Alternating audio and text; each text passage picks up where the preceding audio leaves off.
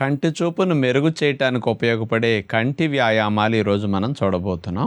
Short site ఉన్న, long site ఉన్న చూపును మెరుగు చేయటానికి, ఆరోగ్యకరంగా ఉన్న వారికి చూపు భవిష్యత్తులో దెబ్బతినకుండా ఉండటానికి ఉపయోగపడే వ్యాయామాల్లో ముందుగా మనం నడుము లైన్గా పెట్టి కూర్చుని చేతులు అట్లా స్ట్రైట్గా పెట్టేస్తాం. మెడ కూడా అట్లా స్ట్రైట్గా పెట్టి కళ్ళును తెరిచి రెండు కళ్ళను కన్నుగుడ్డు చూడండి కింద నుంచి పైకి స్ట్రైట్గా మనం ఏదన్నా ఒక గోడ చూసినా కానీ, ఒక స్పాట్ చూసినా కానీ దాన్ని కింద నుంచి పైకి, పైనుంచి కిందకి అట్లా 7-8 సార్లు కంటిన్యూస్గా మనం 10 సార్లైనా చేయవలసి ఉంటుంది అన్నమాట. స్ట్రైట్గా ఉండాలి చూపు, కింద నుంచి పైకి, పైనుంచి కిందకి.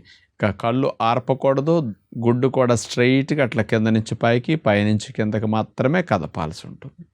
రెండవ కంటి వ్యాయామం కుడి నుంచి ఎడమకి, ఎడమ నుంచి కుడికి. మనకి కంటికి సమాంతరంగా ఉండే లెవెల్లోనే మనం కనుగుడ్డినట్లా తిప్పవలసి ఉంటుంది.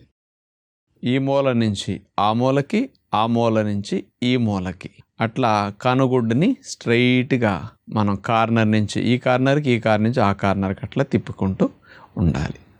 ఇలా 5-6 సార్లు, 8 సార్లు, 10 సార్లు అయినా చేయటం చాలా మంచిది.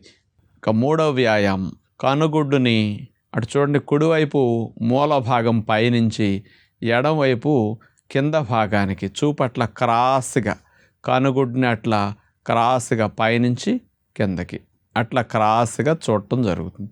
కనుగుడ్డు చూడండి అదే మాదిరిగా ఇక ఎక్కడ మన చూపు మారకుండా ఆ యాంగిల్లోనే తిప్పినప్పుడు కంటిలో ఉండే అన్ని భాగాలు, కండరాలు, నరాలు, రక్తనాళాలు అన్నీ యాక్షన్లోకి వస్తాయి అన్నమాట.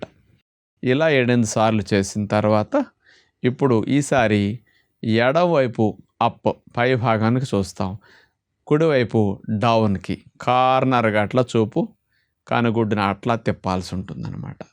ఇట్లా 7-8 సార్లు, 10 సార్లు మనం చేసిన తర్వాత ఈసారి కనుగుడ్డు మొత్తాన్ని 0 చుట్టినట్లుగా, గడియారం ముళ్ళు తిరిగినట్లుగా క్లాక్ వైజ్ అట్లా గుండ్రంగా తిప్పవలసి ఉంటుంది. ఇంకా కొద్దిగా స్లోగా కూడా చేస్తే ఫలితం బాగా వస్తుందన్నమాట. మరోసారి రివర్స్లో చేయవలసి ఉంటుంది. క్లాక్ వైజ్ అయ్యింది కదా, యాంటీ క్లాక్ వైజ్ కనుగుడ్డుని మళ్ళీ 0 చుట్టినట్టు గుండ్రంగా పైనుంచి కిందకి అట్లా గుండ్రంగా తిప్పాలి.